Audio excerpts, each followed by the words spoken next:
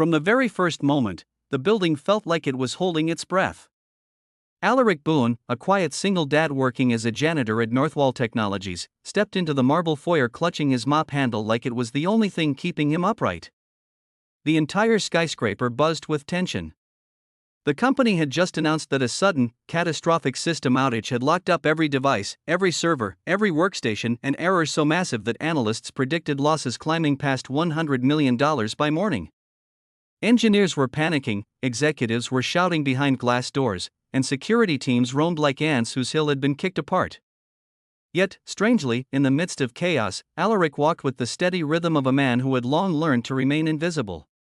But fate, and something deeper in his heart, was about to drag him right into the center of everything. If you believe in kindness, second chances, and stories where ordinary people rise in extraordinary moments, don't forget to like, comment, share, and subscribe to this channel. Your support means the world. Alaric's day had begun with the same quiet desperation he'd grown used to ever since life knocked him sideways. Years back, he'd been a promising systems technician, but a family emergency had pulled him out of the industry entirely. When his wife passed unexpectedly, he fell into a storm of grief and medical bills that stripped him down to nothing but his young son, Rowan, and the determination to keep the boy's world from breaking. With no savings and no relatives willing to help, Alaric took the first job he could get, cleaning floors in a building where other people lived the life he once dreamed of. He didn't complain. He didn't resent. He just worked, breathing through each day, telling himself that Rowan's future was worth more than his pride. That morning, at exactly 10:17 a.m., the emergency alarm blared through the sleek office halls. Computer screens crackled and froze. Employees stared in disbelief as data vanished, servers crashed, and automated systems failed in cascading streams of red warnings. The outage spread like a storm too big to outrun. The company's entire security infrastructure seemed to fold in on itself. Rumors shot across the floors like sparks, and millions lost every minute, clients pulling contracts, international partners demanding answers. But the most terrifying whisper came from the engineering department. A malicious code had wormed into the core system so deeply that no one could trace its source, and if they didn't stop it, Northwall Technologies might not open its doors again. As Alaric swept the corridor outside the server operations wing, he overheard frantic engineers saying that the whole system was collapsing and they had no idea how to reverse it. Their words tightened something inside him, awakening a part of his mind he had buried years ago. He didn't step closer. He didn't interrupt. He simply listened quietly as he wiped down glass partitions and emptied waste bins. But every word they spoke pulled him back into the world he once belonged to, a world he walked away from only because he had no choice. When Alaric returned to the basement janitor's room to switch out supplies, he pulled out his old phone. Its cracked screen still held the last text his wife had ever sent him. "Rowan needs you to stay steady, love." He read it whenever the weight of his existence grew too heavy. Today, it steadied him again. He closed the phone and focused on the corridor outside as two engineers rushed past, shouting about a corrupted access module that no one could bypass. Alaric didn't mean to get involved. He wasn't supposed to get involved. But in his heart, something whispered that maybe life was giving him one chance to step forward rather than fade away. Minutes later, the CEO herself swept into the server wing. Eleanor Ravel, a woman known for her brilliant, sharp mind and uncompromising standards. She looked like she hadn't slept in 3 days. Her face showed the kind of determination that only leaders who carry entire companies on their shoulders understand.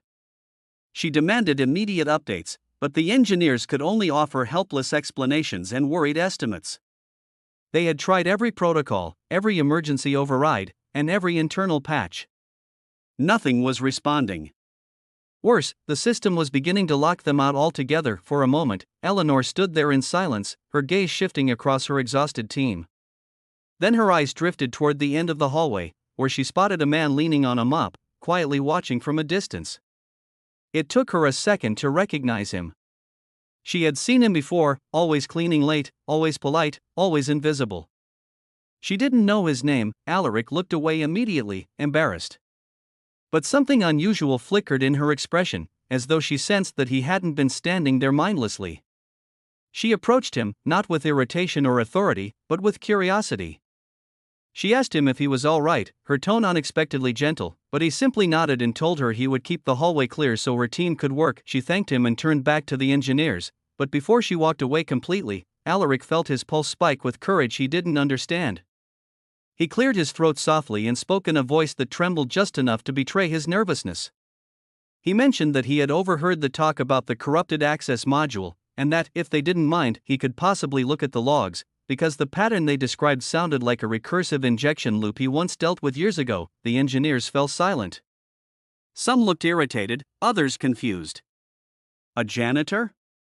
Suggesting a solution to a security meltdown? Several exchanged awkward glances, clearly dismissing him.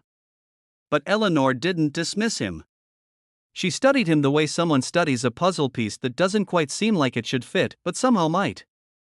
She asked him directly if he had technical experience, and Alaric explained in the simplest terms that he used to troubleshoot system frameworks before his personal life forced him down a different path. Eleanor made a decision no one expected. She told him to follow her inside the server control room. The air was thick with heat from overworked machines and the jittering nerves of dozens of engineers typing frantically. Alaric stood in front of a monitor someone reluctantly made space for. He scanned the cascading error commands with the practiced eyes of a man who never lost his understanding of how machines think. He saw the pattern almost immediately: a repeating injection script cleverly disguised as an authentication loop, designed to lock out every manual override. To the others, the code looked like chaos. To Alaric, it looked familiar, almost simplistic. Then, without hesitation, he typed in a short string of commands so precise and rapid that the nearby engineers froze. A hush fell over the room as he hit execute. For 3 long seconds, nothing happened. Then the screens flickered. Error messages vanished. System pathways restabilized. Access gates reopened. Logs flushed out corrupted scripts. Within moments, the entire network began resetting itself in a clean, restored state. $100 million problem dissolved in under 15 seconds. Everyone stared at him, slack-jawed. Eleanor took a single step closer, her expression transforming from shock into something deeper, something like respect. She asked him how he knew what to do, and Alaric explained that the script resembled something he had built years ago for a completely unrelated project, and once he saw the pattern, the fix became obvious. A wave of relief swept through the control room. Engineers applauded. Some shook his hand. Others looked embarrassed; they had dismissed him earlier. For the first time in years, Alaric felt the sensation of being seen, truly, genuinely seen. But what happened next would shake the entire company. Eleanor turned toward her team and announced, with unmistakable conviction, that Alaric was no longer Northwall's janitor.